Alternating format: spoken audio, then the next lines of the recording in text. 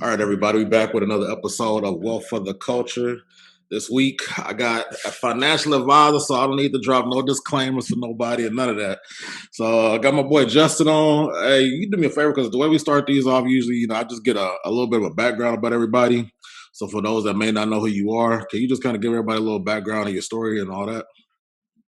Yeah.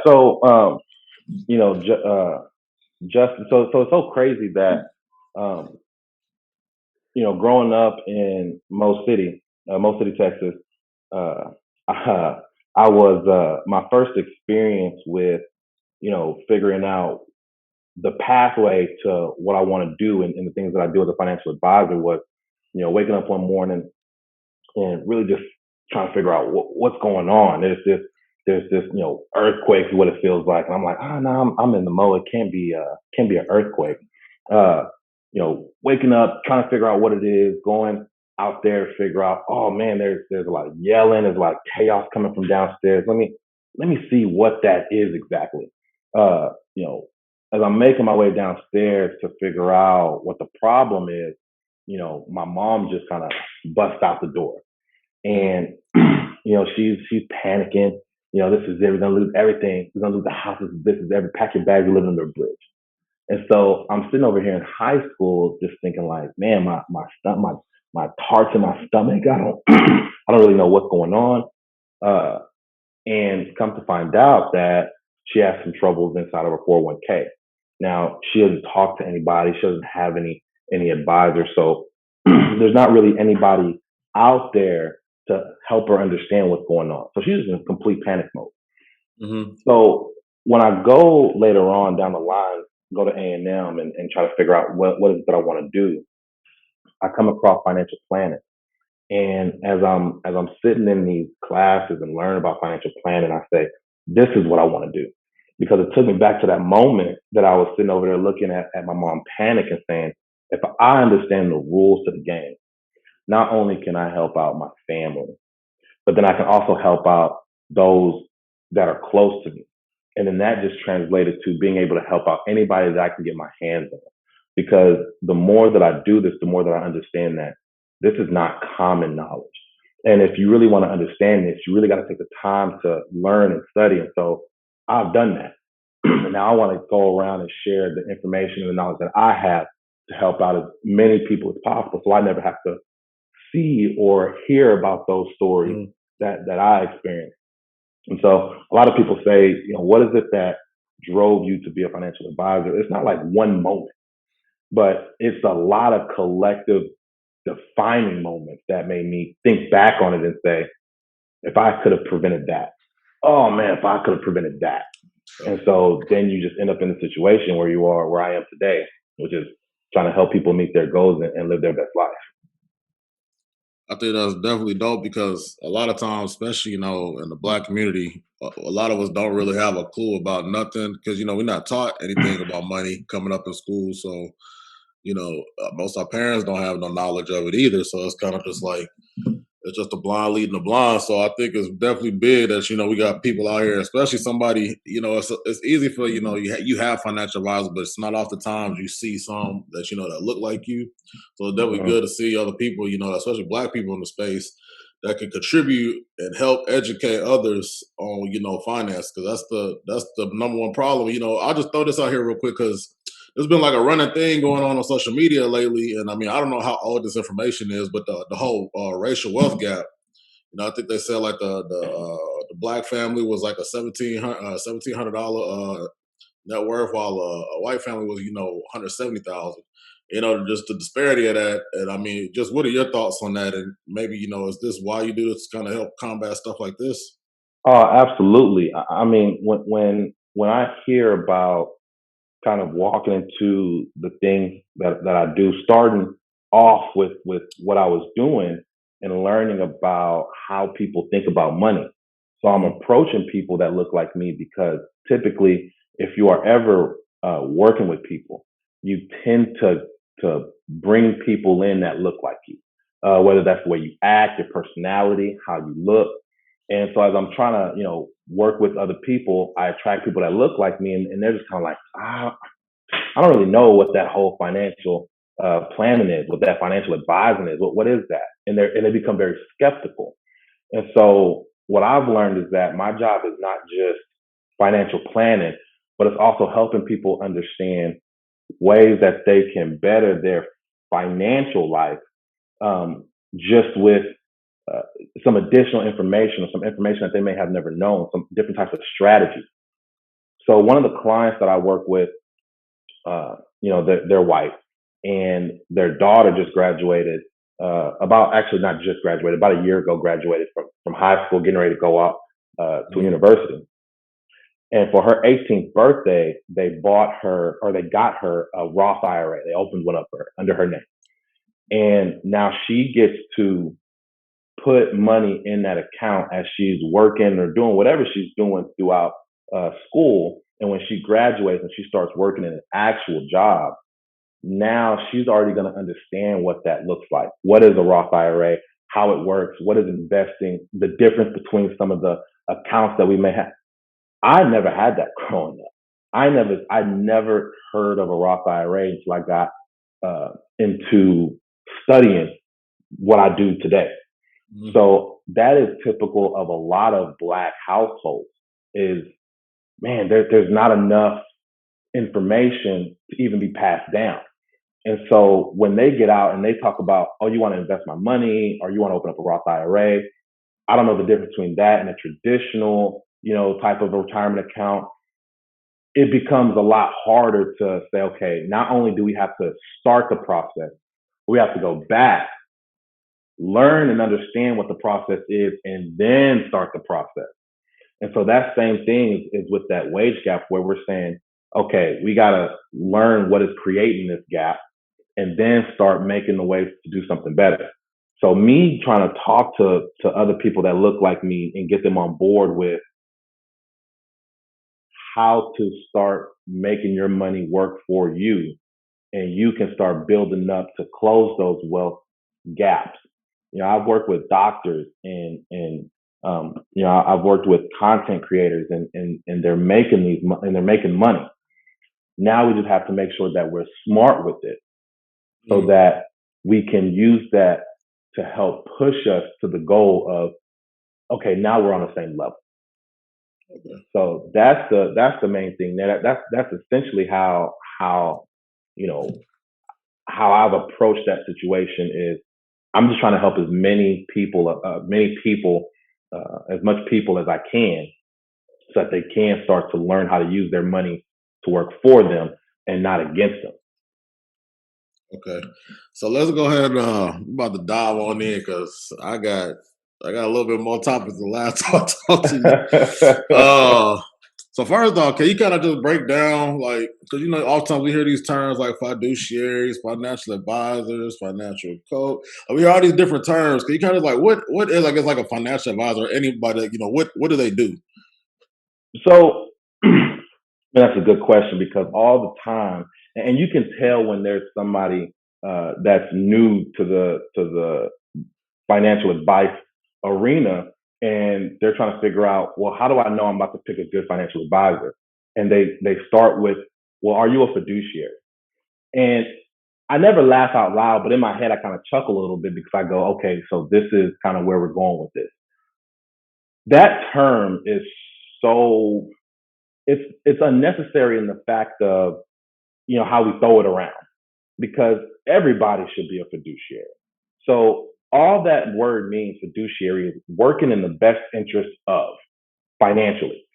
So as a financial advisor, I want to make sure that I work in the best interest of you, and that means that I wouldn't do anything that is not in your best interest. I wouldn't do anything to put you in harm's way. So that's the main difference, or that's really the definition of a fiduciary. And I think that anybody should be doing that. Everybody should be doing that. Number one. But when you think of the term financial advisor, one of the things that I like to say is that I am really just somebody that's there to help you make the best decision. Because financial advisors can come in all forms of walks of life. I mean, it could just really depend on the perspective of who you're talking to. They They could have had somebody come up to them and say, "Oh man, we need to get your financial situation, in order, and let me sell you this life policy, and I can be your financial advisor." Well, that's not necessarily a financial advisor, right? We're not really digging into a situation, doing any kind of discovery, figuring out what kind of plan can we make to better your future or get you on track to your goals. So when you're talking about a financial advisor, you're talking about somebody who is going to help you or be there to give you the information needed so that you can meet your goals and live your best life. And within that definition, there's 6 other different areas. So how do we help you meet your goals? Okay, well, we got to do goal planning. We got to figure out what they are. And that's based off of your values. So everything starts with investment. Every advisor should know how to do that well, because that's really the aim to call yourself a financial planner, is how do you handle the money? That's the main piece. So now that we know how to handle the money, we want to make sure that we're doing the best job with that. So most return, least amount of risk, ways to reduce, excess expenses or fee drag, and we're trying to figure all that out. Then we say, okay, now what's important to you? What is your goals? How are we going to accomplish those goals? How are we going to start taking those steps to those goals? Okay. Then how are we going to sit there and start looking at things that we've always wanted to do but haven't yet done? So these aspirational type of goals, things that you'd regret not having done. How do we start working towards that? And that only happens when you have the confidence around your primary goals. A lot of the times people kind of mentally restrict themselves because they don't think that they can even accomplish the building blocks of what they're trying to do. We can accomplish that. What's next? Then we look into, then this is the most important piece, legacy and continuity. Who are you and what do you want to leave behind in this world? What is something that's important to you that you want to pass on to the recipients of your wealth, the charities or organizations? What do you want to leave behind? What message do you want to send? And then working in continuity with those organizations or charities or recipients of your wealth to then say, this is what this person left behind. This is what their values were. This is what, this meant to them. And now we're going to work with you to make sure that we continue building that, so you just don't just show up and now all the money is gone in just the next generation. So there's a lot of moving pieces when it comes to being a financial advisor. So because that term is so loose, I just basically say, look, I'm just here to be a well of information. I'm just here to basically meet your goals and help you meet your goals and live that best life. Okay. Now, me personally, you see stuff I post. I'm well, I personally, I'm the guy. I'll go out and just read and find information. Don't get me wrong. That don't mean I know everything, but I do know. Back in the day, I don't use them no more. But I had a robo advisor. I used Wealthfront. This was before I really knew. Like I had my stuff. I started off doing investing like 2016, 2017, and I was on the crypto thing. I was doing that. I was doing all of that. But I came across, I don't even know how I came across, but I think it was just to try to prove my boy wrong. He had Betterment, I think was the advisor he was using. I was like, I could find one better, I bet, put you on that. And I found Wealthfront, and they was giving a great return. So what would you say for somebody that, a robo advisor, like what is like, I guess a robo advisor versus an actual financial advisor? Because I mean, the robo advisor, I don't know. I just was throwing money in there and it was growing, so it was cool, but I didn't know what I was really doing. I hadn't dug deep into it. And that right there is the main difference. So when you're talking about a robo advisor, there's a lot of times people say, are you afraid that robo advisors um, may take over your profession and what you do? You always got to be afraid of the future, right? Mm. And the biggest threat to any person, any business, is the lack of innovation. That's the biggest threat. So if you're not constantly innovating how you do things, your business model, what you can offer, then yeah, you got to be afraid of anything that could come.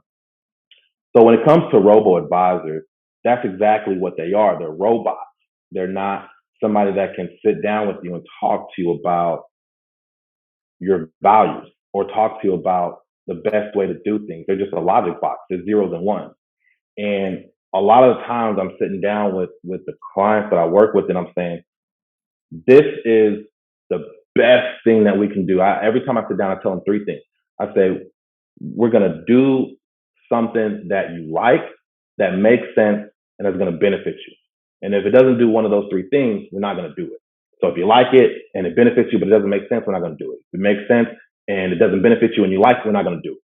So a robot is not necessarily going to do that. And what I mean by that is there's so many ways to get things done. But technically, there is the most efficient way, and then there's every other way. Mm-hmm. And a lot of the times, it's more than just that initial, this is the best way to do it. Because sometimes the best way isn't emotionally fit for that person. And there's a lot of times that I say, people don't want to have debt. People take the Dave Ramsey approach. Nothing wrong with that. But logically, there's better ways to handle that. But if it helps you sleep at night to attack your debt, and it's not detrimental to what we're trying to accomplish, then let's attack your debt. There's a more efficient way to do that, and that's by having debt, because you have such a low interest rate, for instance, and you can just basically pay it off as cash over time and use the money that you're not putting towards it to grow for you. But you want to sit there and pay off all the debt and lose your liquidity today, and it won't hurt you tomorrow. That's an option too. That's the second option. Less optimal, but it doesn't hurt you. And so therefore, let's do it that way. And let's figure out the best way to do that second option. So that's a lot of the main differences between a robo advisor and an actual financial advisor. We're human. We have empathy. We're here to listen to you. We're here to be that connecting point. A lot of the times I have meetings and they're just like dates. I get these couples or these clients that come in and just want to talk. Oh yeah, I got the brown lamp instead of the silver one, and I probably should have got that. It just feels good to talk to someone. And now you're talking to somebody about your money that you connect to in a way that is significant. It means a lot, So you're always going to have zeros and ones and equations and best ways to do, but nothing beats actual being a human being talking about your money. So you're always going to have that lack thereof. Now you mentioned the Dave Ramsey thing, and don't get me wrong, like I like part of what Dave Ramsey teaches, but I'm a fan of the debt elimination, the debt snowball, debt avalanche. Either one of them, I think that's beneficial. I believe all the other stuff he talk about is a bit extreme, but again, I understand. I always tell people, I would use snowball or the avalanche and kind of couple it with. I'm a big fan of finding ways to increase the amount of money you bringing in, so that can go to something else. And like you mentioned, that's why I'm glad you mentioned about investments, because a lot of times people think because I got debt, but I also have avenues where I make money. And a lot of people think the first thing, don't get me wrong, it will be probably great. I don't know what it feels like, but it will probably be great to be debt free. But a lot of people think that they can't even get started on, investing or trying to prepare for the future before they even eliminate that debt. And to me, I think it's a way, correct me if I'm wrong, I believe you could kind of do it consecutively at the same time, so that's just my take on it. No, and your take is I agree, right? So, we really got to look at, there's good debt and there's bad debt. Right. There's debt where you're right.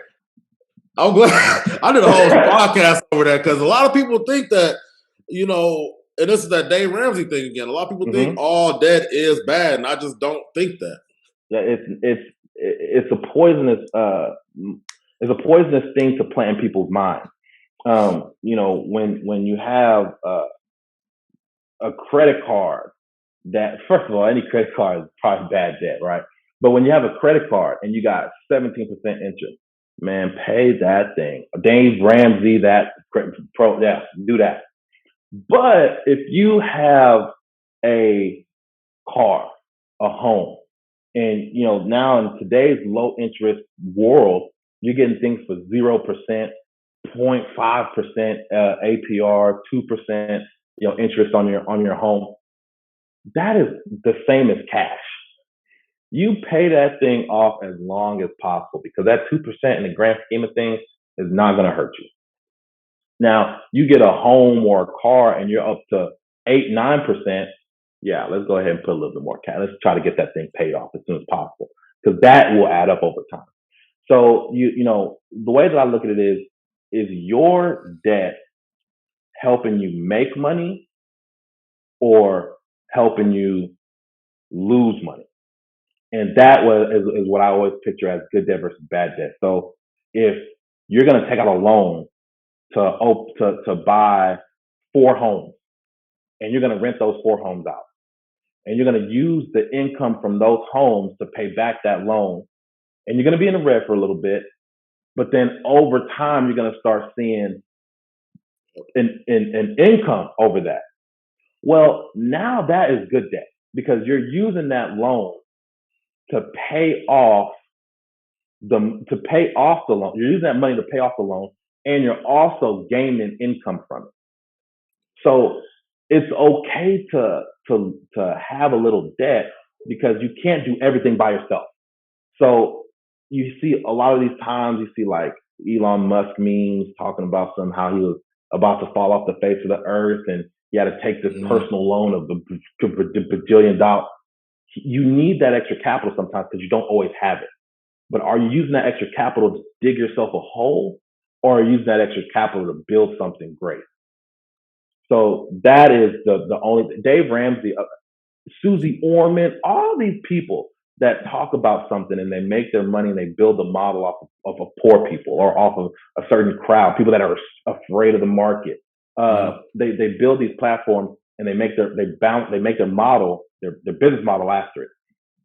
There's pieces of it that's good, but if that is your live by, die by solution, there's going to be pieces of it that's bad because it's all the pieces and vehicles and resources that make the best plan, not just one.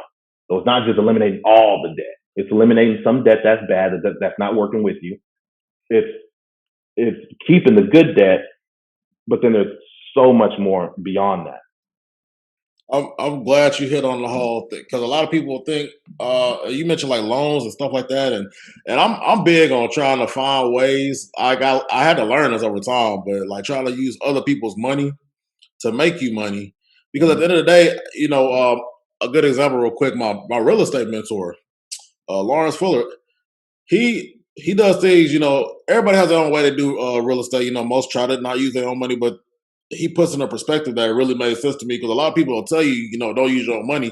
They don't really break it down. And, the way he broke it down to me was, he may use somebody else's money, whether it's the bank, private money where somebody's serving as like an investor through him, but he's not greedy about it. He's just like, well, if I didn't use none of my money, a lot of people, they always count in the next person's pockets and they wonder how much they getting, well, really it's just like, if I didn't use none of my money, but somehow I still made money, and I can just give you your money. I give you your money back, and then I keep what I made. Do I really care how little or how much it was? I mean, over time, you can figure out how to scale it and make it better. So I'm glad you hit on that because a lot of times people think that, this person making $1 million, but so let me get a loan. I take a loan from him, but he making 20,000 on the back, and I'm only making 5. Well, if you made that 5,000 and you didn't touch none of your money, does it really matter? It's that 20. No, But I mean, absolutely. I'm glad you. I'm definitely glad you hit that because a lot of people they don't think it's possible, and I get it because if you've never seen it done or explained in a way that makes sense or you've watched it happen, I definitely can understand how people can have like a negative connotation with that. But what we about to do, we about to get into because we had this whole pandemic crash and this like a year almost to the day really. Yeah. When this happened, so now my boy Justin about to pretty much prepare. This is gonna help y'all get prepared just in case we got to deal with this 5, 10 years from down the road. And I got some questions from a couple friends of mine. I got some questions from all type of people now. But I guess it's more just tips for just building some type of wealth. And I guess like where do you look as wealth as per se? Because I mean everybody got their own definition. You're right. So this is how I break it down is my job and my obligation and my mission, my goal is to create wealth, build wealth, maintain wealth. Now, a lot of people they have this um, phone in their hand that is so powerful, and it allows them to be a retail investor. And with that ability, they will buy and sell. And I don't think sometimes they even understand the implications of buying and selling in such a short turnover over and over again. So the way that I look at it is you really have two types of uh, buyers and sellers, traders and investors. Hey, hey, I'm glad you mentioned that because I had a whole, I just had a whole argument with one of my boys literally 2 days ago about the. Can you explain? Yeah, go ahead, break this down because I need it broken down so it could just be done. It's out there forever. So when you have a trader, you're looking at short term buying and selling. You're looking at a day turnover. We call them day traders. You're looking at a week, a month. They're buying, they're selling, they're in and out. They are not trying to stay there for a long time. So a lot of the time, you got to understand that nothing goes up forever. Sometimes things may go up and plateau. Sometimes things may, you have these big companies but when we talk about forever, it's just not going to happen. So you That's always got to crazy. be making sure that you're looking out for what positions you're in, what's that company doing. You got to constantly be doing your homework. And when I take the approach to building wealth, maintaining wealth, it is the long term view. I'm an investor. I'm buying an asset, intangible or tangible, and I'm allowing it to grow over time. I'm not buying a house, fixing it up, flipping it. Mm-hmm. That's a trader. We're in the stock. We're in GameStop. We're up 4,000%. We're out of GameStop. That's a trader. Investor is okay. Now let's look at the backbones of these companies. So one of the ways that we do things is we say, okay, well let's look at the S&P 500, the top 500 companies in the U.S. Well, now we're looking at things with companies that have $1 billion of cash on hand. Apple, Google, all of them. Now we're saying, what's your return over the past 5 years? It got to be 15% return on equity over the past 5 years. So we don't want to dip. We don't want you to be inconsistent with it. Okay, now what's your debt to equity ratio? Is it less than 30%? We can work with that. And then we sit there and we start doing some overlapping to make sure that we're not overly concentrated in one sector. And we repeatedly do this over and over again to making sure that we are constantly in a position of wealth maintenance and wealth building over time. That is different than a trader. So we're investing for the long. Investing. That's what it is. Investing. If you draft a quarterback, you're investing in them. You're not drafting them. They play their first 4 games. They're 2-2. You don't like it. You trade them. That is not what we're doing here. We're building over time. Okay, year 3, year 4. Okay, year 5. Now we're making the playoffs. Year 7. We're finally in the Super Bowl. Now it's paying off. So that is the main difference between trading and investing. So when I think of wealth, I think of how do we build it? It's not going to happen overnight. It's a patience game. How do we create it and build it overnight? A lot of people, and I was talking with somebody about this the other day, is we look at role models. And a lot of our role models are people that we see on TV, especially for Black people or people, in this generation. And we look at how one day they were nothing and the next day they're something. And now they have all this money coming in. And so we naturally gravitate towards doing the things that our role models do, or doing the things that we've looked up, or doing the things that we've seen. So when we have an opportunity to have our money make money by doing nothing, essentially, it takes a lot of work to really be good at it. But a lot of people think that it's just seeing the trend, putting money in there. Bitcoin, put money in there. Now, there's a lot you got to understand about Bitcoin. But do you want to take the time to really understand it, or do you want to follow the trend and then try to make 200% overnight? And that kind of mentality can hurt you. It can be successful. I don't knock any strategy out there, but that's just not my strategy. My strategy is, okay, let's build up over time so that by the time we sit there and say, man, I'm ready to relax, we have a nest egg. We have a whole pocket of wealth that we built and we maintained, that we didn't just try to build overnight, because there's going to be a lot more losses. There's going to be some wins, but there's also going to be losses. And so it just depends on what are you trying to accomplish. At the end of the day, it's not about what's better, what's worse, what's good for you. It is, what are you trying to accomplish? I'm I'm glad you kind of the way you put that. I'm very glad you did, because a lot of people do think that it can happen just like boom, right? Everybody Mm-hmm. sees the success of somebody else and they assume it's like an overnight thing. Mm-hmm. And I'm transparent, so I can speak for myself. Like I said, I started off with the whole investing thing. I threw my money on like a robo advisor to start off with, and that was like 2014, 2015. It was cool, but I was kind of just like, I started researching stuff and different investment opportunities. I was like, oh, I could learn this stuff on my own. I could go dive deeper. And I had the time, and I wanted to go do that. Mm-hmm. It was interesting to me. And, Mm-hmm. yeah, I made a little bit of money, when I was in crypto. I did I've done penny stock. I've done it all. And Mm-hmm. that was 5 years ago. And now I'm back, in Texas and stuff like that. And I'm just starting to last year I tripled my money. I was able to take that money, put it in a real estate deal too as well. I was able to, start branching money off into different avenues. But that took 5, 6 years to even get to this point.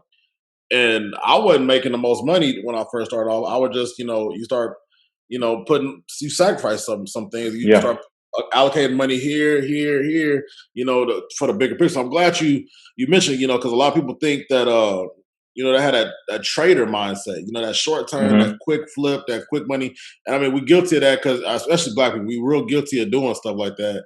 And like I said, like, you're right, there's nothing wrong with it, but there's a lot more risk with that. And as it comes to me, it comes to, is it sustainable? Right. So I'm just glad you hit on that though. Yeah. No. And that's the main thing, is that nothing is sustainable.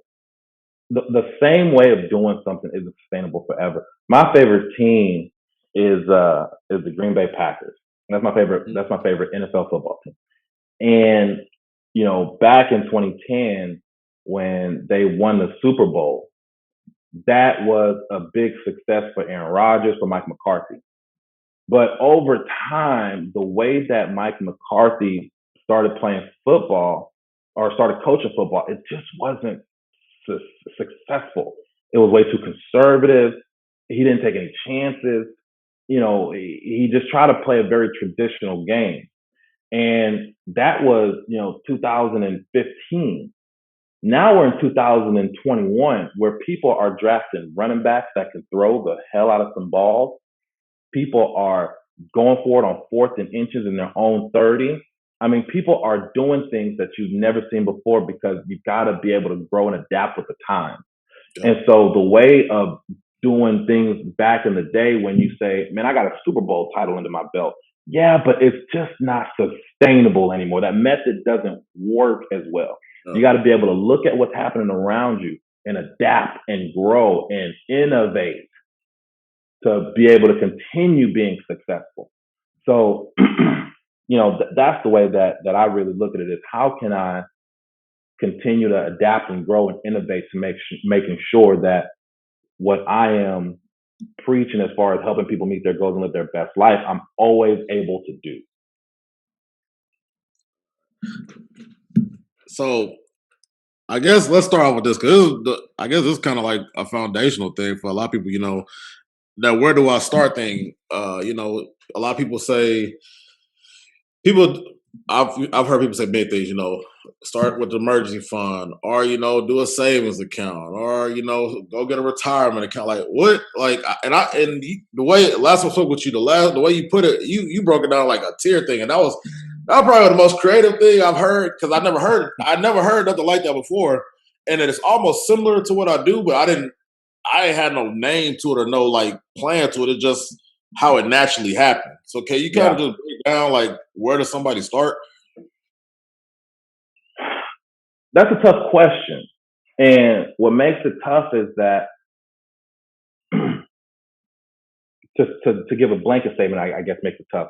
But what makes it tough is that everybody's situation is different. So there's not a starting point, for instance, a generic starting point. Oh, I should have 10,000, 25,000, 250,000 to invest. I got to have $1 million. That's not the case. It starts with saying, am I fundamentally sound? Yeah, And that's by saying, okay, what people sometimes think in the form of now, but sometimes you also got to think in the form of where do I want to be? And if you start doing things in line with where you want to be, you can see that you'll get there faster. yeah, So a lot of the times people are living in the moment right now, but they don't realize that the moment they're living in today was because of 3, 5 years ago. So now they got to remember that today is for 3, 5 years down the line. So it starts with saying, well, what is my cash flow look like? So how much am I bringing in and what's going out? And when you look at that number, let's say in a month, and that's $5,000 that I spend monthly. Okay. Now we're saying, what is it going to look like for you to be able to protect yourself if something were to happen? So typically, there's all these studies that it's 3 to 6 months of expenses is how much you need. That's not necessarily the case. That's just something that they've done, and now everybody's just kind of stuck to it. It could be 3 months, it could be 6 months. I've done it in accordance to 18 months because the people that are further down that 12, 18 months are going to be where their income fluctuates. It's not steady. So commission, real estate, content creators, they're going to be up and down. So whatever that income number is, then I say, well, how much do you need to put away if something were to happen? If your income were to stop and you needed to draw money down to pay those bills, how much time do you think you would need in order to get back on your feet?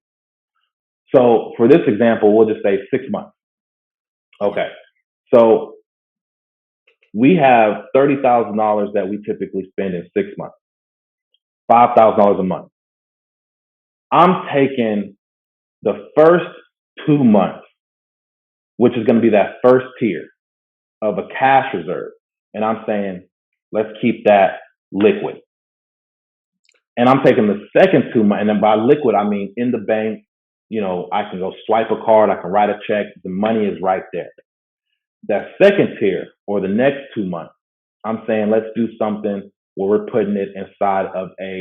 um, we're putting it inside of a money market type of um, platform, something where we're not getting crazy ups and downs. We're not uh, making great returns.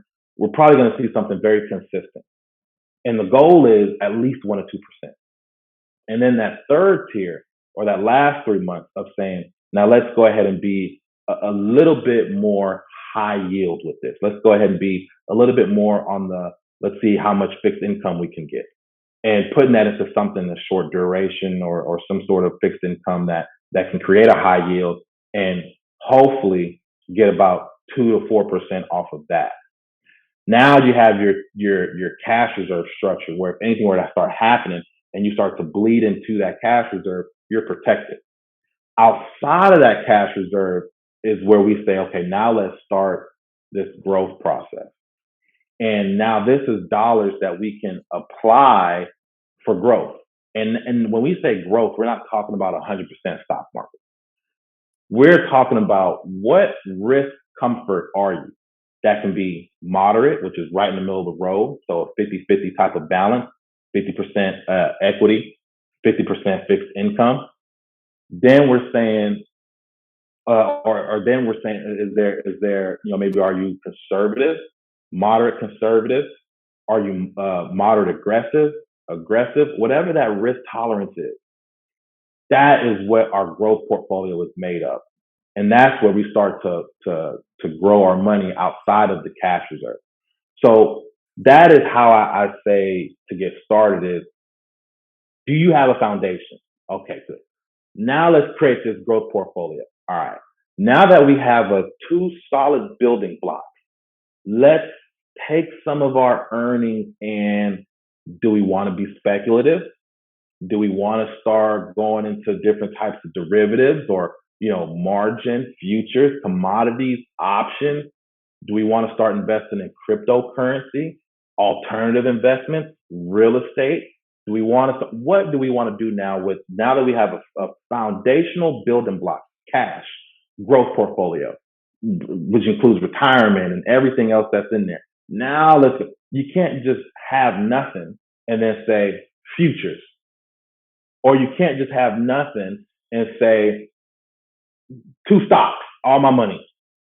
That is putting yourself up for a situation to be very costly, a very costly decision. So that's the main part when it comes to starting. How do we start? Cash reserve. Everything over that, growth. Everything over that, let's scrape off the top and let's have some fun. Okay. That's still to me. That's the best breakdown I done got. That's why I'll just tell everybody to talk to you now because I ain't never heard. I ain't never heard nobody usually breaks. They just tell you, okay, And I mean, I do like. I'm just like, okay, well, to me, if I got 3 months, after that, I'm good. I'll go mess around with the rest and Yeah. look for some type of investment. Like when you start saying, I don't understand the people that are, and I get it. Some people are more conservative, but for me to just have my money sitting, it ain't doing nothing for me. Yeah. And to me, the dollar just is going to constantly decrease in value. So it's just sitting there. Savings accounts ain't, especially now, they done cut interest. So savings accounts really ain't doing nothing. I was happy right before because I remember I had a Barclays account way back, and it was like, oh, 1%. I was, and now I made 1%. That's nothing. Yeah. That don't even mean nothing to me now. And it's just like people say, "Oh, just savings account. That's all you need." I'm just like, okay, but if your money not really growing, then it's just sitting there stagnant. I mean, a lot of people.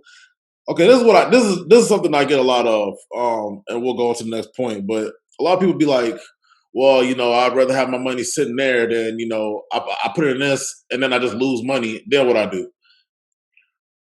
Okay. Now, okay. So there's a lot that you said there in that one statement. Number one, we got to understand that it doesn't matter if you invest your money with me in your phone, with a robo, with whoever, with your cousin. It don't matter who you invest your money with. There's always going to be risk. There's going to be risk when you invest your money. There's going to be risk if you don't invest your money. People seem to not really Yep. want to grasp that fact right there. If you don't invest your money, you are basically saying, I'm okay with the cash that I have. And if inflation were to happen, they don't understand that they still have the same amount of money. Yep. But now it can buy less. So now they lost 2% if we look at inflation over time. So when people don't want to invest their money, I say, okay, well, if you don't want to invest your money, that means you have to have enough cash in your mattress to do the things that you want to do for the rest of your life. And that cash has to be so much where inflation won't do it harm. Inflation won't allow you to be able to do less with that cash. But in the same token, when when people say, "Man, I lost. Now what do I do?" Now you continue to go. That's what you do. Like, You continue to push forward. You don't just sit there and say, imagine, oh my God, imagine if you just like, man, I lost this game. Season over. What? Nah, you got to keep exactly. Yep. pushing forward. And so, you look at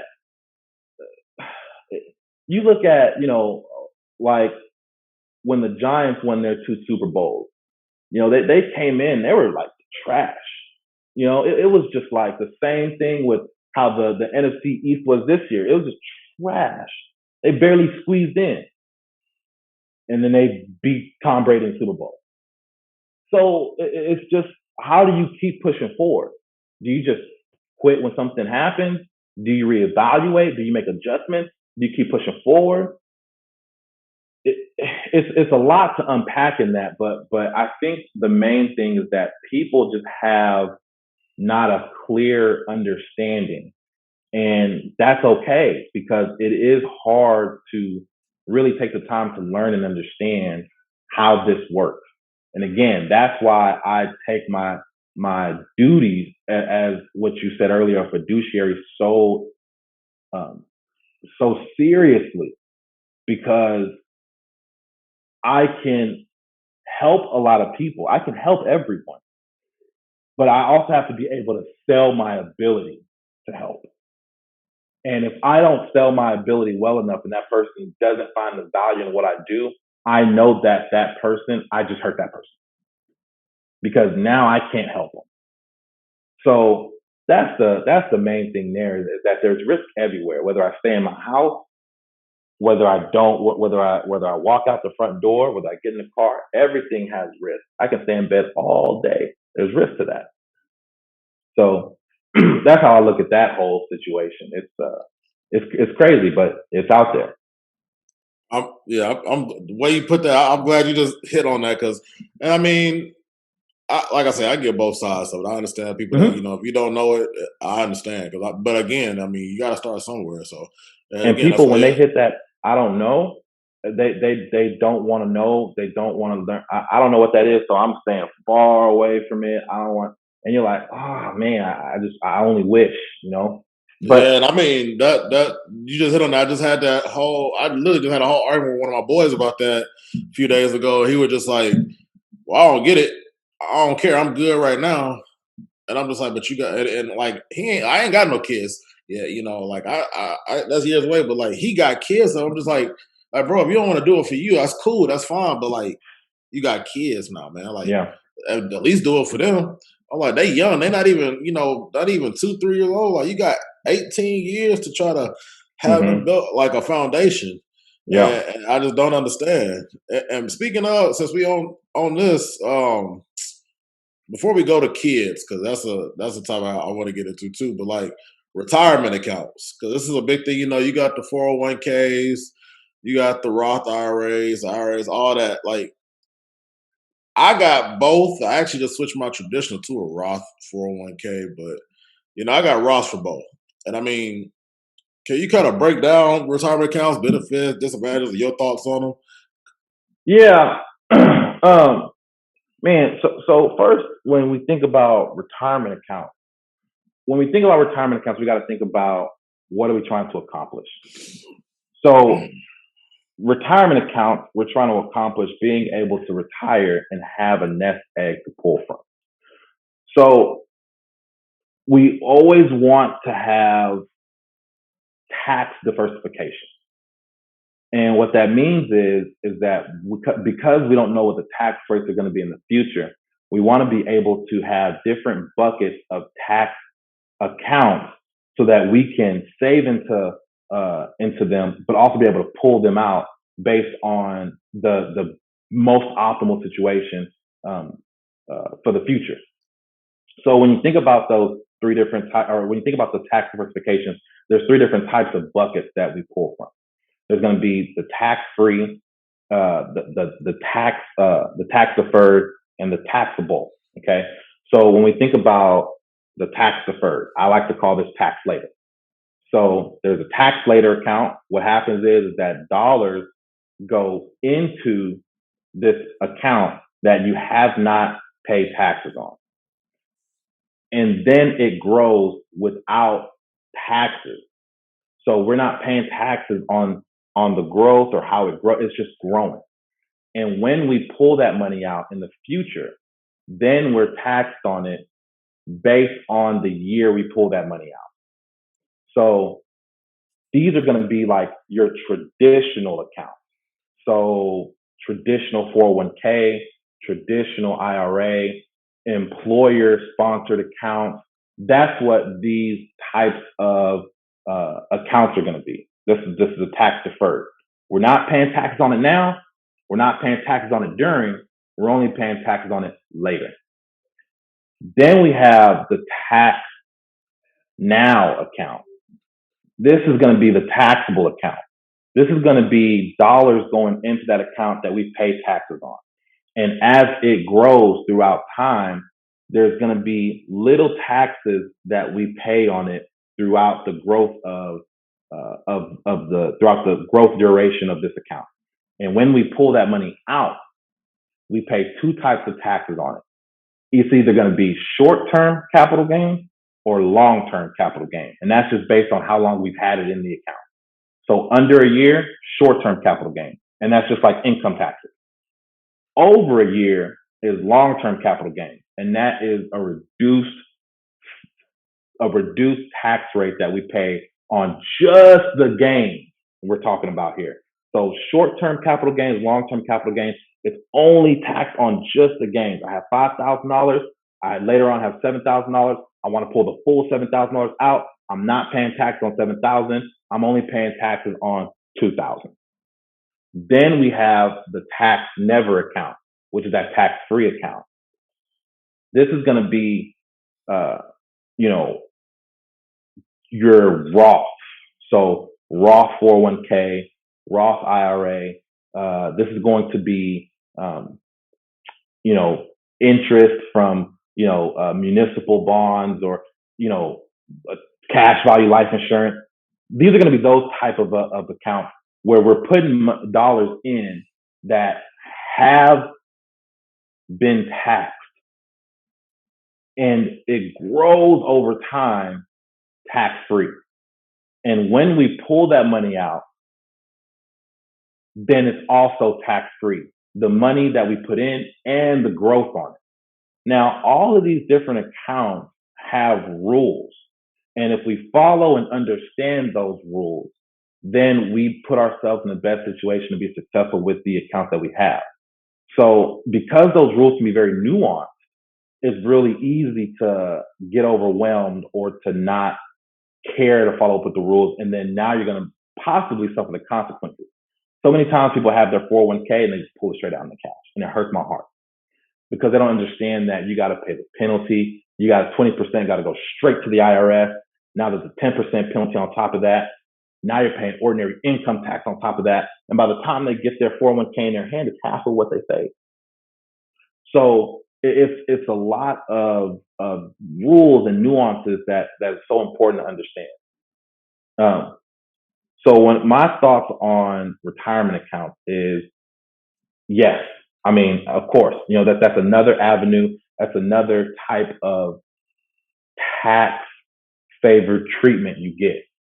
What I mean by that is, you hear a lot of people say you have qualified account and then you have a non-qualified account. Those are going to be your two different types of accounts. And all that means is that a qualified account qualifies for tax favored treatment. And a non-qualified account does not qualify for a tax favored treatment. And so in the qualified accounts, those are going to be your tax deferred and your tax free. These are going to be what the government says, I'm going to give you tax favored treatment, either tax deferred growth, tax free growth. I'm going to help you out, but you got to follow these rules. And then you have the non favored tax treatment accounts, which is going to be that taxable account that we talked about, your brokerage accounts, things that are just your basic investment accounts outside of retirement. That's where we're saying, yeah, you can access that money at any time. And because you can do so, it's not really a favored tax treatment. The other one, well, you can only access that after 60, right? Or you can only access that in a specific situation. For instance, a 529 college savings is a type of qualified account. Doesn't mean that you have to wait till 60 to access it, but it means that you have to use it towards qualified education. So room and board, books, tuition. But if you use it for anything outside of that, then you get taxed, you get, on the growth and penalized and everything like that. So there's different types of nuances and accounts to understand, but as long as there's no such thing as really a bad vehicle or a bad tool. There's maybe some outdated ones, maybe some ones that we have that can do better things, but there's no such thing as a bad tool. It's about how you utilize it for your situation. Okay, so question. You ain't got to answer if you don't want to, but prefer, because I just actually, because I honestly, it's crazy. I didn't know there was a Roth 401k. I just thought it was just traditional 401k, and then you had the traditional IRA Roth, and then I found out probably like a few weeks ago. I just found out Mm-hmm. you get a Roth, so I switched mine over because me personally, I'd rather just go ahead and get the tax out the way, and I mean I'm just Mm-hmm. making more money on the back end anyways. So for Yeah. me, it makes sense. But a lot of times I tell people, uh, like I'm not a fan of no 401k because I feel like I could probably do more with that money myself. But when I end up going to Boston, because their taxes are so high, I was just like, well, they're gonna take it anyways. Let me just go ahead and I'll just go ahead and get this started. And doing that, I mean, it worked out because I mean it's beneficial. But also, the company I work for specifically, they do company match up to I think like 3%. So I'm just like, it's a no brainer to me because it's like I'm getting free money on that. That's kind Mm-hmm. of what I try to tell you. Like, at least look in and see if you because I mean, not all companies offer it. I don't. It depends on where you work, but Yeah. most, they give you a chance to do that, and they give you a chance to buy stocks through your company. Like I do, I take advantage of all that. Like my 401k literally consists of I buy my stock from my company.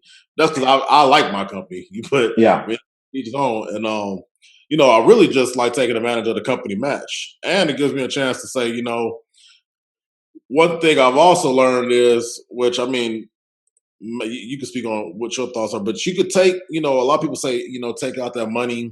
They'll take it out and just take a penalty on it. But what you can also do is you could take a loan out against yourself, and now you're serving as the bank to yourself, but you pay that back with interest. And that's a method I like too, because I mean, if you think you can outperform what's going on in the 401k, I mean, in the now and still pay it back, I've done it. You set up the terms. I think it's like 12 to 60 months, however you want to do it. You pay us. They give you an interest, and I mean that's better than you taking the money out, paying a penalty to the government, and it's gone. So I mean, that's one avenue I like personally. It's not per se using other people's money; it's your own money, but it still gives you an avenue to be able to, you can take that money and do something with it. Where you may want to go buy a home. I mean, you may want to go put it in a vet. I'm crazy, so I don't never always most extreme thing, but I do it calculated. I say I always got to put that in there because I mean I've done the research on it for a while before I even make the action. And if I know it makes sense, I can make more money in the now taking this out or taking this loan out against me. I'm still paying myself back, paying Yeah. myself back interest. Still, and while it's going on, just for anybody that don't know, you still got the money coming out every check for it. Like if you got 7-8% that's going towards your 401k or whatever, it's still coming out. So you paying two hits. Is paying into the 401k just like you normally would, but you're also paying back that loan with interest. So I mean that's just the avenue I always tell people is an option too, instead of trying to take that immediate hit. Because I know a lot of people they'll get up to 5 figures in that account, and then all of a sudden they want that money now. Oh, I just want it now. I don't care about taking that hit. Yeah. So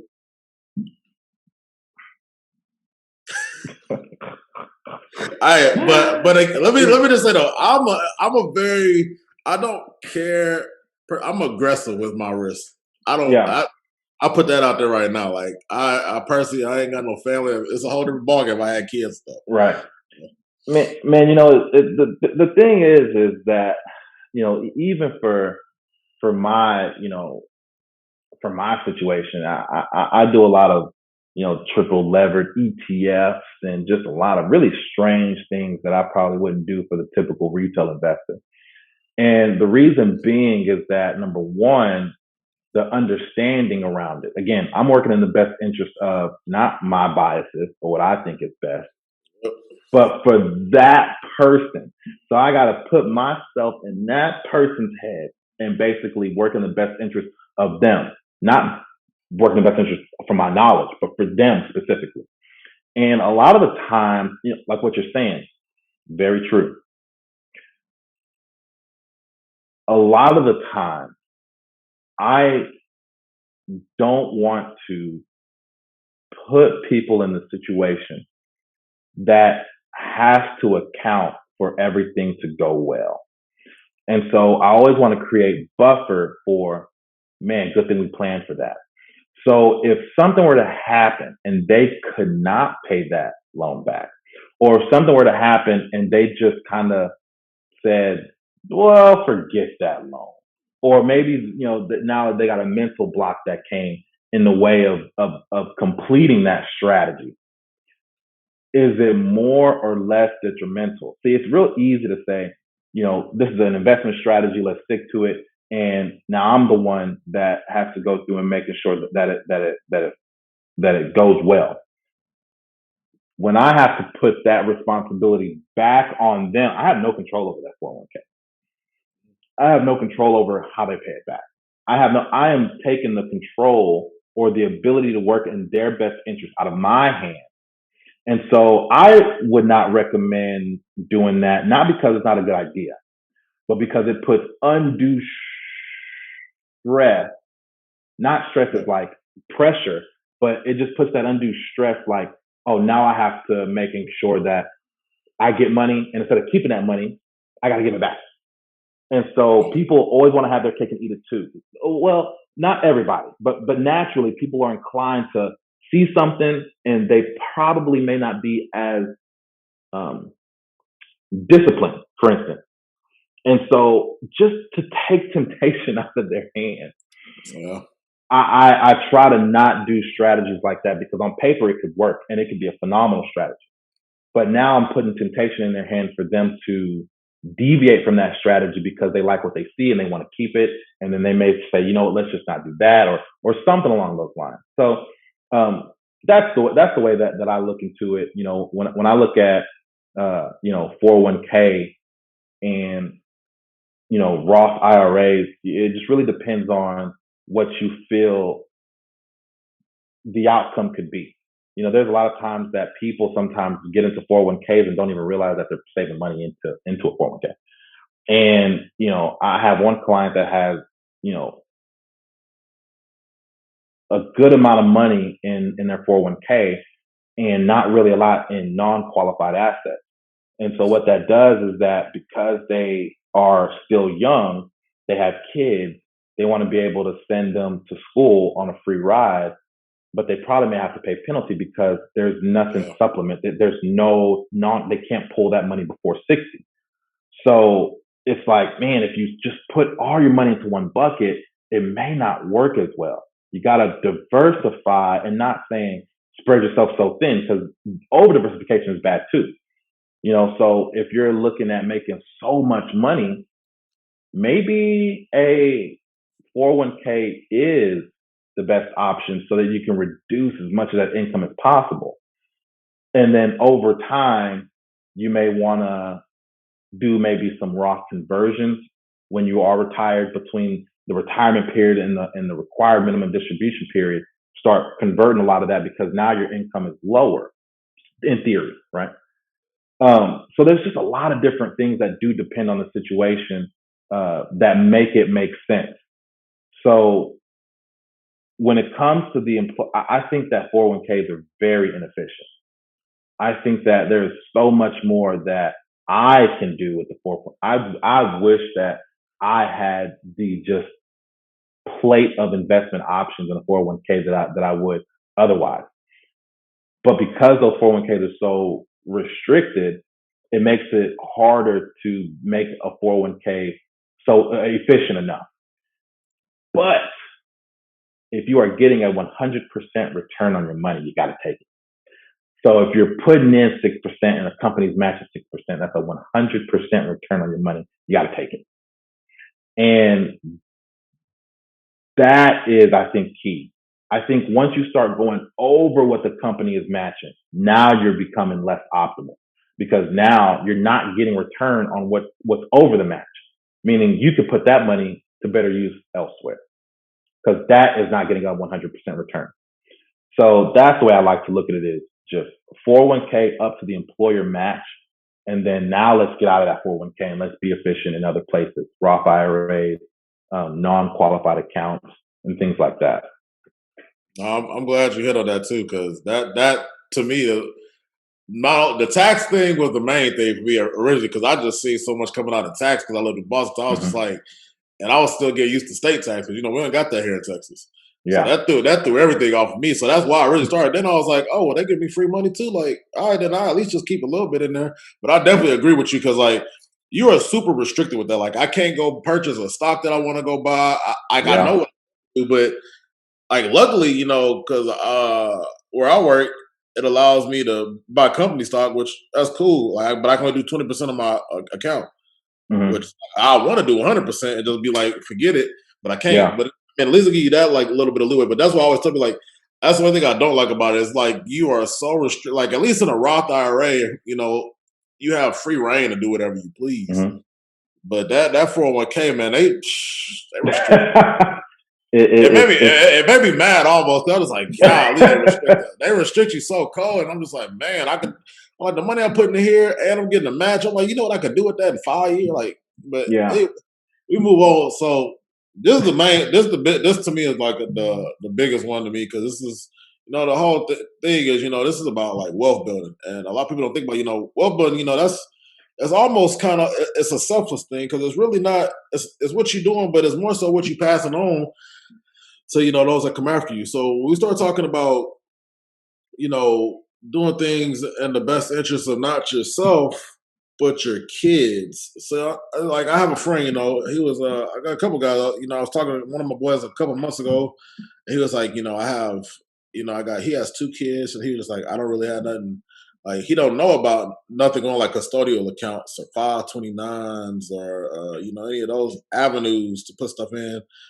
And he's just kind of like, I want to do something for my kids, but I don't understand none of this. I don't know what's going on. Like, what do you think? Because I mean, me personally, I just say personally, I'm just like I like the custodial account thing because it just kind of gives you a little more like that you can do with that per se. And I mean, it may be other avenues I'm not aware of. All I really hear about is custodial account 529s, and I mean, I know the 529s like education, but to me, I like the custodial because you can invest on your kids' behalf, kind of teach them a skill per se, or get them started on that early, and perhaps they'll take that path and they might grow that. But I mean, some people say, "Nah, this 529, pay for their college. This is it." So, Here's the one of the risks in doing that is that if you only create a 529 for your kid, what you're doing is you're banking that you are going to know the future.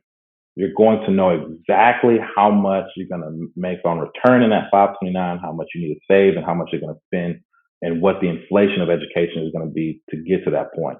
Because anything left in that 529 is can be passed down as far as maybe to a younger sibling or maybe to a grandkid, but it can only be used for qualified educational expenses. So if you, for instance, have a kid and you're building something for them, and now they get to a university, and you want to have that 529 pay for it. Well, if they live on campus, all right, cool. You got the dorm, you have um, you know the tuition, the books, the food. But then let's say the next year they're like, okay, well, I want to live in an apartment. 529 is not going to pay for that.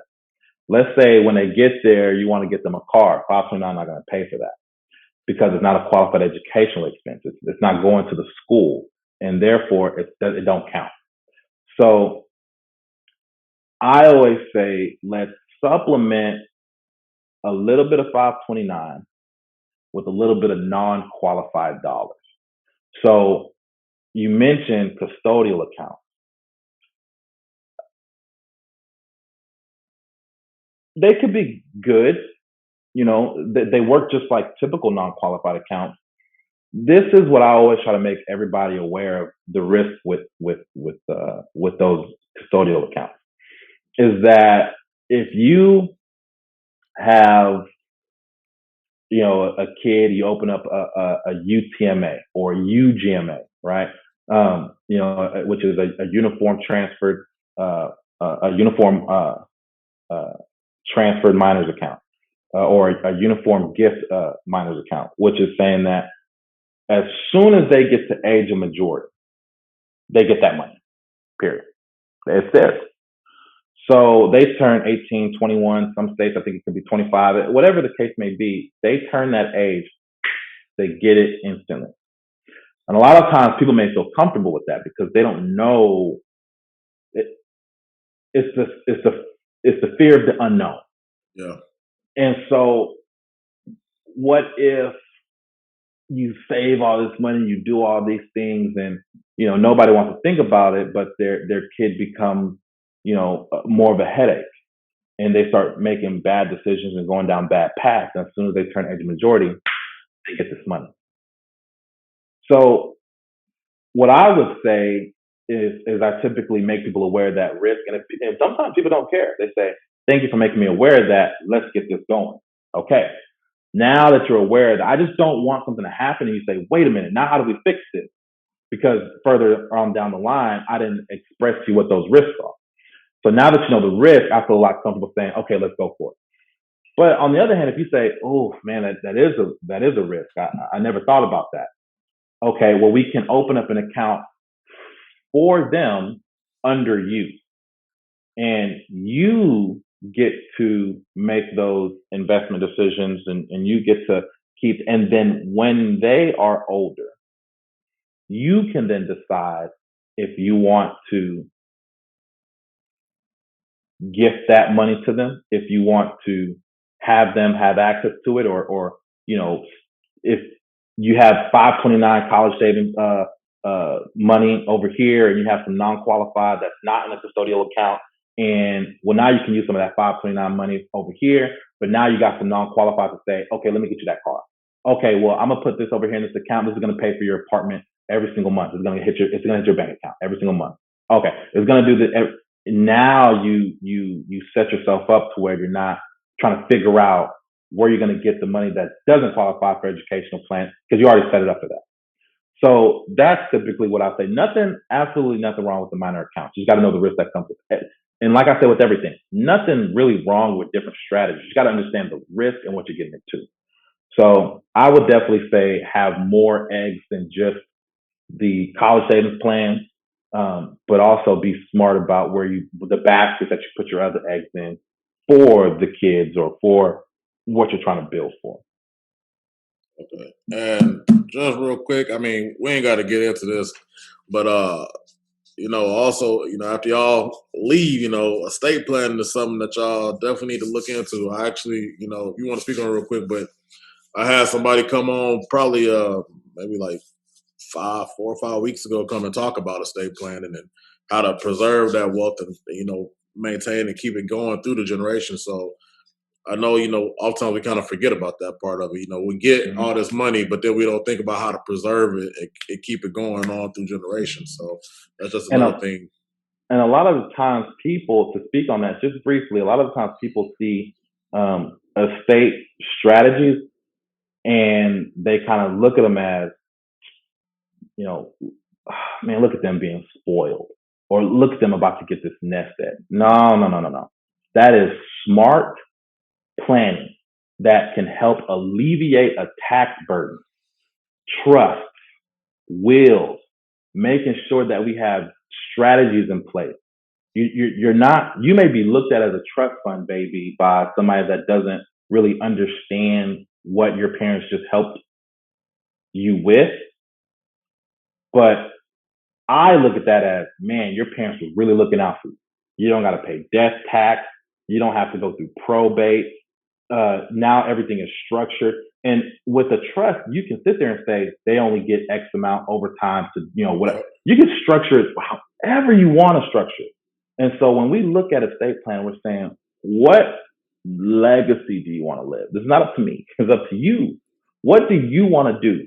And whatever you want to do, we'll create that. We'll put that in place to where we can say, there is so many, again, that's a whole other episode, but there's so many ways to pass on money efficiently and in a way that protects your legacy and it protects them from maybe being overwhelmed with the responsibility of money that Yep. you just built.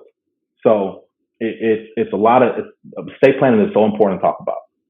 Yeah, I actually I brought somebody on, Portia Wood, about Mm-hmm. probably a couple months ago, and she went super detailed and broke it down from trust, wills, all of that, all the little nuances that you can do. Because a lot of people think it's just a cookie cutter thing, and as boom, it's Mm-hmm. done.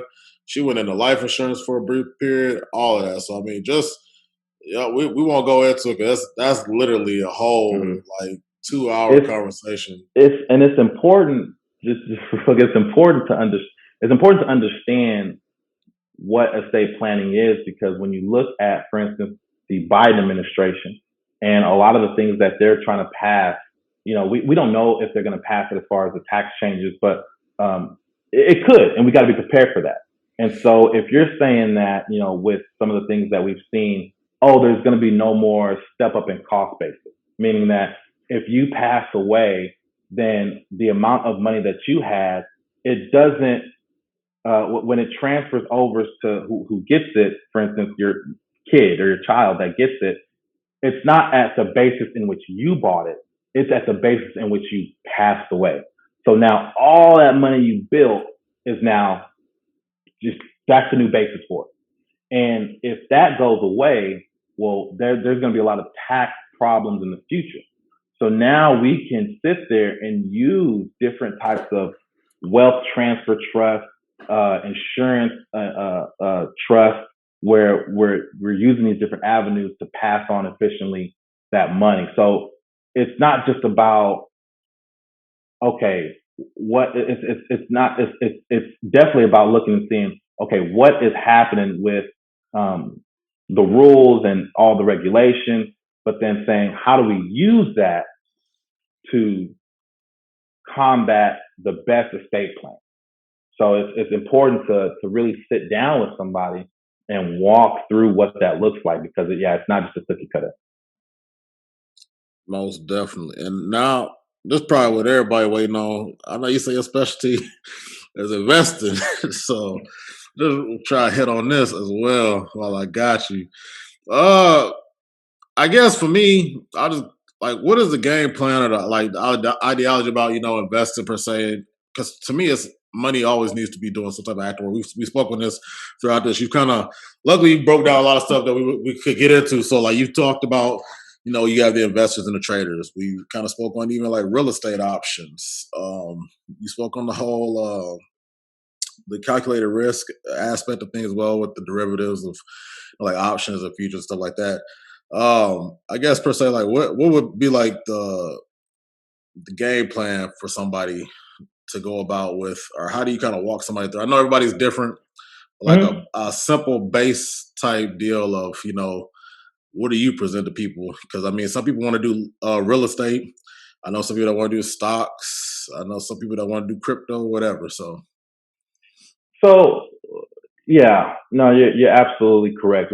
This is the thing when we present, um, we're presenting what has worked. We're presenting philosophies and strategies that have worked throughout time. Now, it doesn't mean that everybody gets the same portfolio because that's not how it works. yeah. So, there's a lot of times that we have, people that want to, preserve capital, right? And so, what we do when we're looking at people that want to preserve capital, we're looking at that filter, that filtration process we talked about earlier, which is S&P 500, $1 billion cash on hand, 15% year after year for the past 5 years, less than 30% debt to equity rate. These are going to be very strong companies. These are going to be companies that can survive uh, in ups and downs, right? Uh, because when it goes back up, they can just hop out, make acquisitions, do whatever they want to do, right? They have enough money to just chill out without going under. Um, that's going to be more so the capital preservation model or something along those lines where people want to say, I want to invest in stocks, but I want to also, preserve my capital. We also have people when say, well, I don't want to have a lot of expenses. I want to make sure that, I don't, I don't want to pay for active management, right? Then we have that ETF option, where we're basically putting together a portfolio of the best and the most efficient ETFs for a specific type of investor. And then we have the active part, which is basically putting together the best mutual fund that makes sense. And again, it has to meet this certain criteria.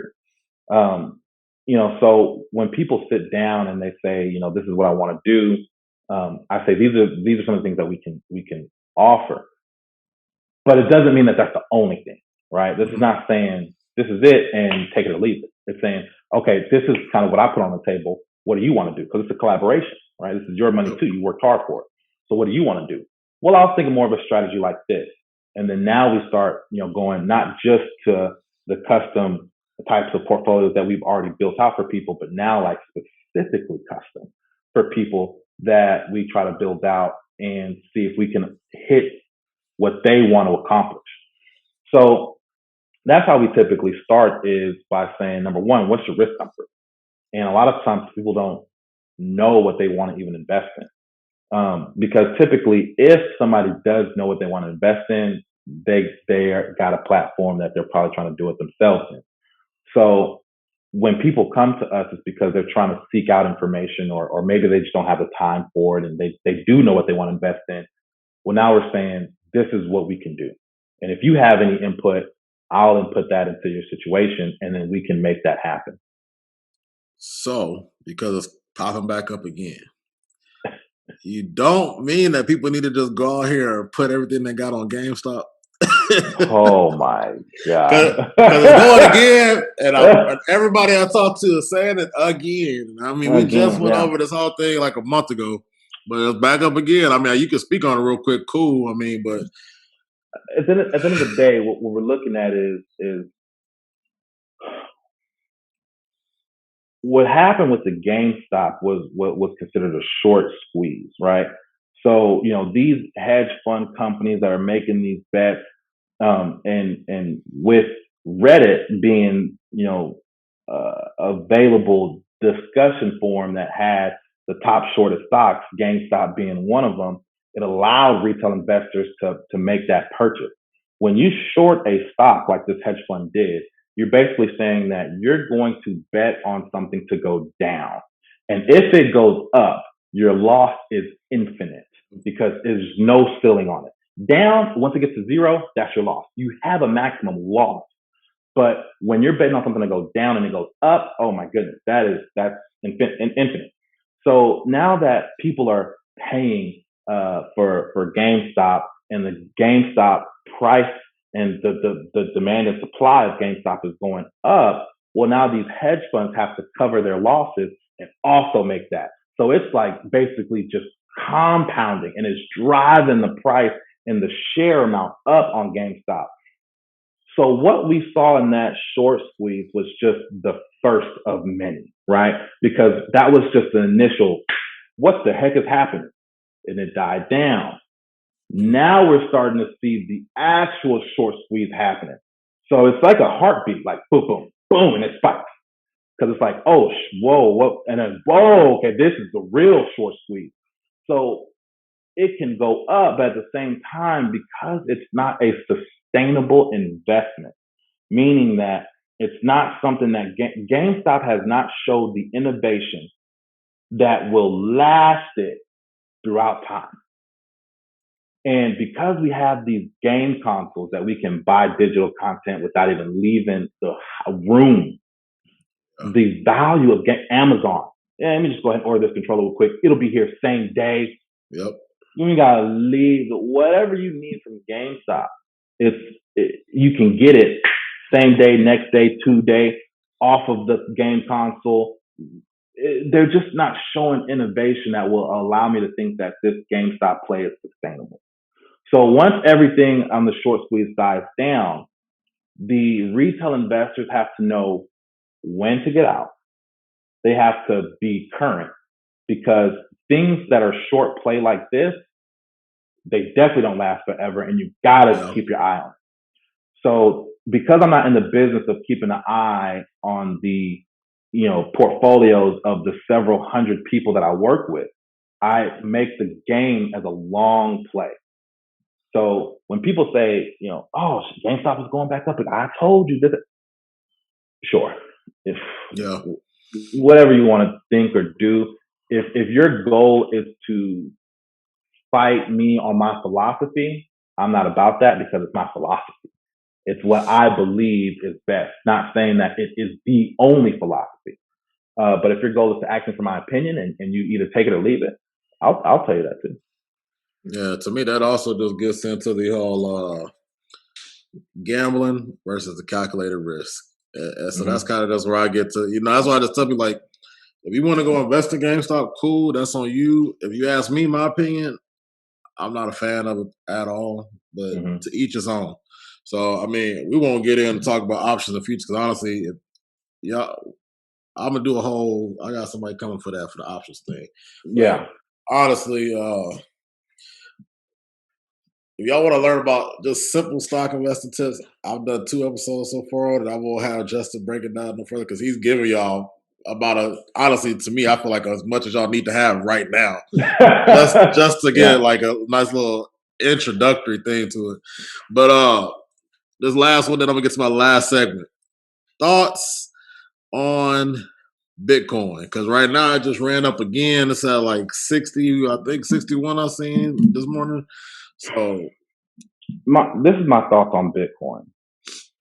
When we have so Bitcoin, when we have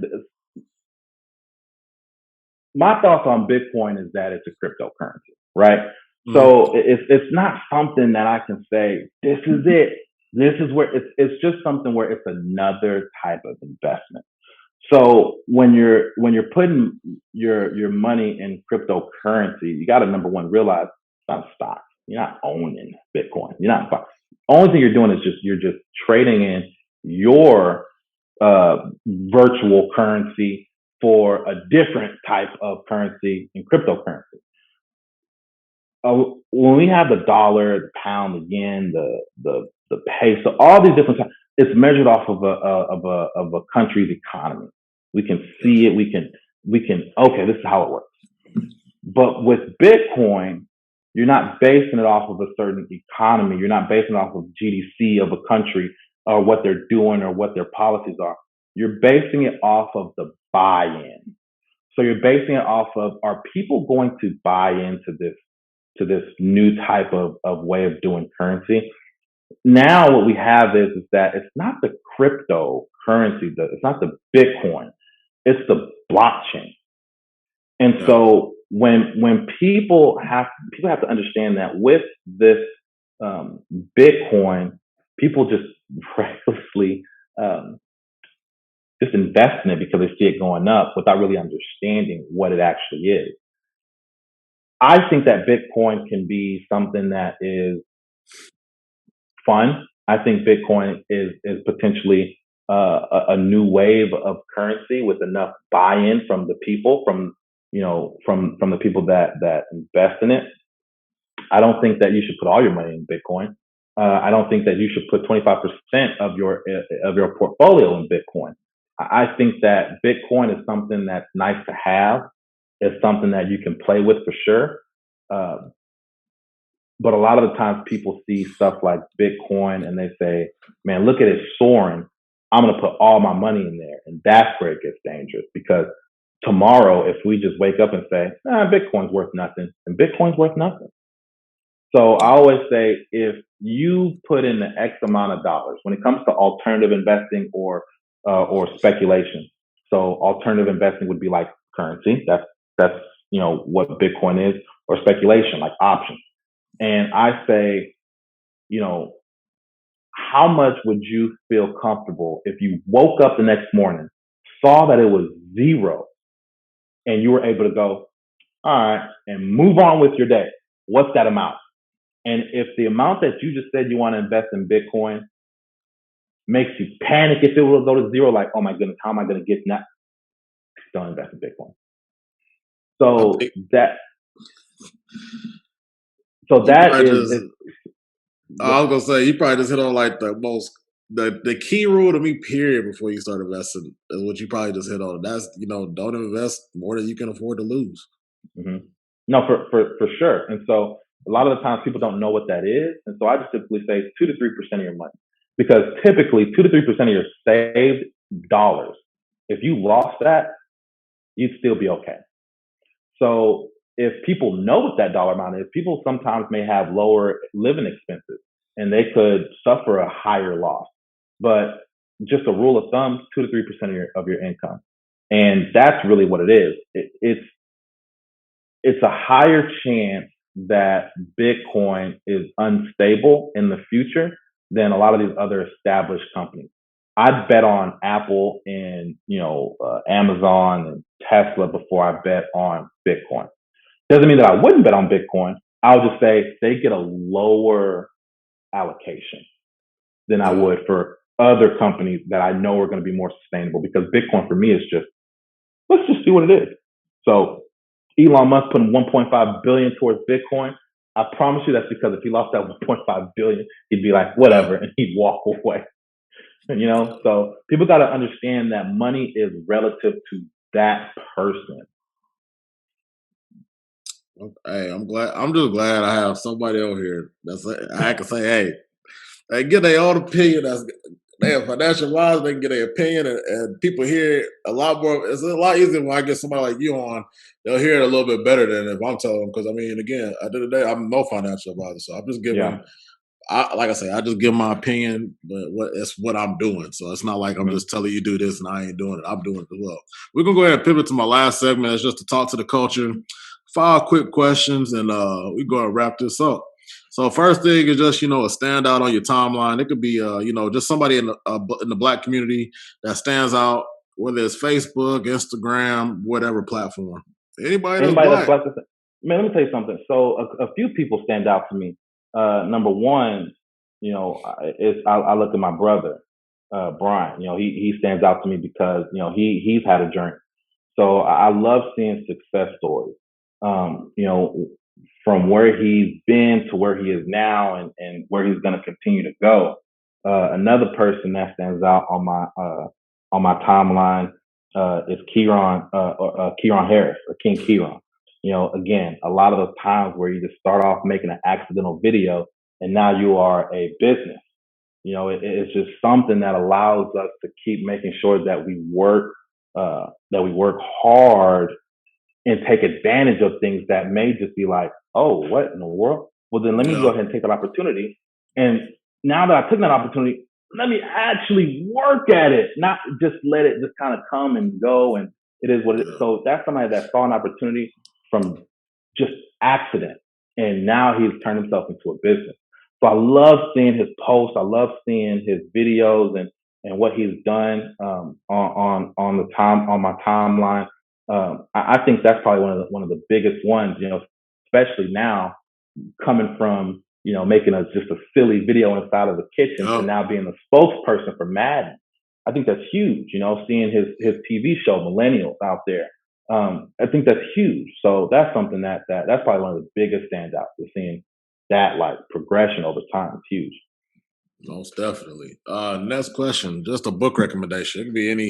It don't necessarily have to be about finance. Most people give a business, finance, self development book. Could be anything though. Yeah. One of the books I um, that I like to start off with is you know and this is going to be more of a financial book, but you have your Rich Dad Poor Dad. There's a lot of times that people start to understand some of the implications of money just based off of that, and then you start to backdoor that with building wealth from debt. So the book, building wealth from debt, something that also helps kind of pair that with how to create supplemental income, how to create passive income or capital gain, but then also how to use the second book, how to use that debt, or how to use to gain the understanding of debt to create wealth from where you are right now to be even in a better position. So I think those two books right there is something that So Rich Dad Poor, that was the first one. You said what was the other one? creating wealth from debt. Okay, I'm gonna have to check that one out because I never read. I read everybody I talked to read Rich Dad Poor. That's kind of when the spark, like when the light flips, the little Yeah. switch. That's when it clicks right there. Right. Next question. 3 more questions. What failure taught you the most? Oh yeah, we come with the questions on this one. Oh man. Oh man. There's so many. Um, you know, when I first started working where I am right now and at Clear Fork Wealth Management, I remember walking in and thinking like I am the prophet. I am somebody who's going to turn this place around and really like get it going with ideas and innovation. And I'm just going to come with everything I got to be the best that I can be. And it's a great attitude to have. And, I started working there and I said, anything that I can offer, I will. And it was the filing cabinet. It was the first thing that I seen that I noticed could be better.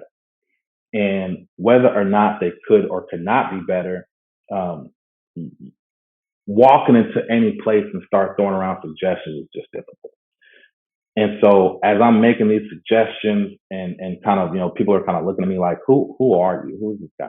So I came in one Saturday thinking like, oh man, I'm about to really work and show me. I'm about to really change the way that things are done around here as far as just the work ethic. And I rearranged the filing cabinets, because people would come out of their meetings and just kind of just toss folders everywhere, or folders organized by the third letter of the first name, and by color and weight. I'm just like, okay, now I got all these folders reorganized and set. I really messed up their system. And so one of the business solutions manager came out, Diane, and she was just like, "What in the world is happening? Where is everything?" And I'm thinking like, man, she's really about to be like, oh, man, this is great. But she was actually upset. And so I was like, oh my goodness, like what happened here? And so the CEO of the company, Sean, called me back to his office later on that day. And so I walked in there and I'm like, okay, let's see what's going on. Maybe he's gonna be like, hey, they don't just understand what you did was phenomenal, and what I'm saying, you're the man, but they don't understand that. It's actually quite the opposite. It was like I heard this happen today, and he sat down and he started drawing just like a dot, and he was like, this like is like your knowledge right here, and he said, I've been doing this for some time now. And what I realized is that this dot is your knowledge, and this whole paper is information. So inside this dot is your knowledge. Outside of that dot, the line right around it is things that you know that you don't know. And that whole paper, everything that doesn't touch that dot, is things that you don't even know that you don't know. And he drew a bigger circle around it. And he said, over time, you will gain information. And inside this circle is going to be stuff that you know. The actual outline of the circle are going to be things that you don't know. And this piece of paper is going to be things that or the line is going to be things that you don't know. And then this piece of paper is going to be things that you don't know that you don't know. And then he drew even a bigger circle. And he said, even after 30 years like me, you're going to have this much knowledge. And it almost took up the inside of the paper. And he said, you're going to have this much knowledge. This circle is going to be things that you know that you don't know. And this whole room is going to be things that you don't know that you don't know. And what you have to do is not think you know everything, but slow down and take the time to really understand not just what you don't know, but the implications or the unintended consequences of things that you don't know that you don't know. And so there was a reason why all of those things were organized the way that they were, but I didn't even take the time to even understand the first step of what I didn't know. And that really taught me how to slow things down. And even though it wasn't, a failure that really allowed me to fall flat on my face and bust my teeth, it's something that was significant for me because that was the starting point, necessarily the starting blocks of my career and how I understand information. So by coming in and rubbing people the wrong way and messing up those filing cabinets and having people look at me like, what in the world are you doing?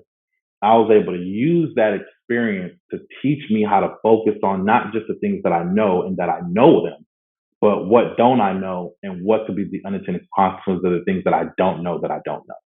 And that helped shape the kind of advisor that I am today.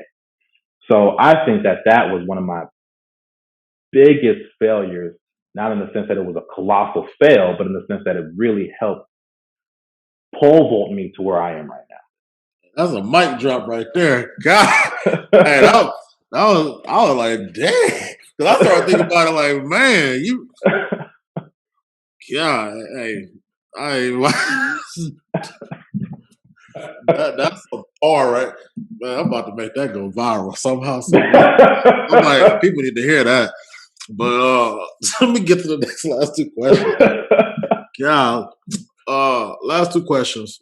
What is one thing you think the Black community needs to improve on? One thing I would have to say ego. Yeah, I think that once you can suppress your ego, I think so many other things are possible. When you have that ego and that pride, you tend to not want to listen.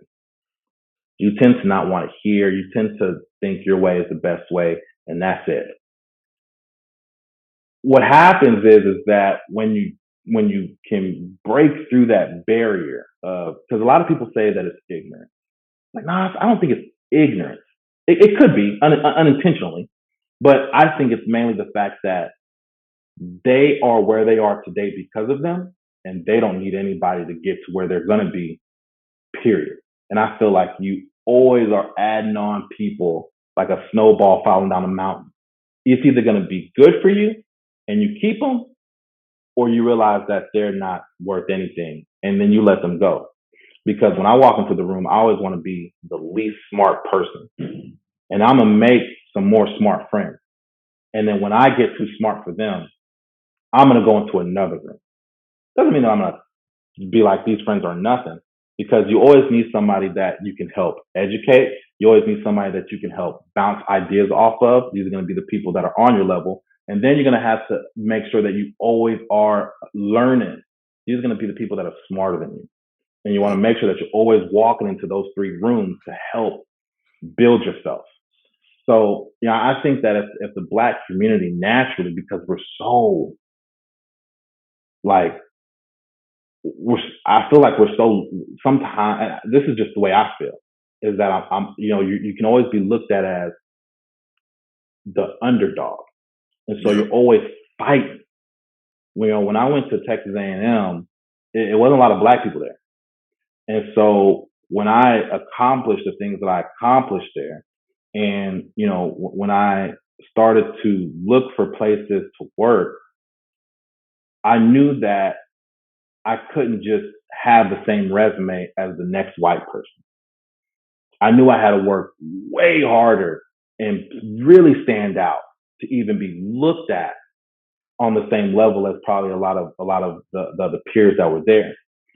And so because we always have that feeling of I'm a fight, I'm gonna get through it, we have a lot of ego and a lot of pride that comes along with that. And so we don't like to let people in. We don't like to let people approach us with something that we're unfamiliar with, because I'm here today because of me. So what do you got to offer? Well, listen, maybe they do got something to offer. yeah. So maybe not drop it down to the point to where you're vulnerable for detriment, but drop it down enough to where you're always willing to take a new opportunity or willing to better yourself or willing to grow. I think that's one of the biggest things that the Black community can do. Okay. Hey, that's a bar. And the last question. What's just one piece of advice you give somebody? A lot of the times people, they want to, come. They always approach the situation like, all right, how are you going to restrict me from doing the things that I want to do, or what kind of straight jacket are you going to put me in that I can't touch my money and I gotta just let it sit all there and grow and I just live a terrible life. It's not that that's the case. That's never what I'm trying to do. What my piece of advice is that you're trying to build something for yourself, and you worked hard for being in the position that you are today. So always remember that yes, you want to save for the future, but you also want to live for the now. Enjoy it, but be smart about it. So live for the now, build something for the future, and just remember that there are a lot of things that there's a lot of things that that you don't know, and then there's a lot of things that you don't know that you don't know. So as long as you're keeping those things in mind, I think that you're always going to be curious. You're always going to be figuring out a way to innovate and do better, and you're always going to be figuring out a way to meet your goals and live your best life. And so that's really what I would say to people is just how do we get better? Just got to keep working. And everybody, and that definition is different for everybody. But I think that once you do figure out and you do hone it, keep people around that can help you. Don't do this solo. No, nothing comes from being, solo when there's an opportunity to have people around you that can help get you there faster and help get you there in a way that you probably didn't think of. So, I just like to tell people that you're not alone in this, and I'm not here to tell you what to do, but I'm just here to be a piece in your corner. You can have several corners. I'm just trying to be a piece of that. So I just think that people need to understand that they're not alone. They can ask questions. Hey man, all I'm saying is you drop some knowledge on probably more aspects. It's probably my longest interview I've done, and I appreciate you, man, Yeah, for because sure.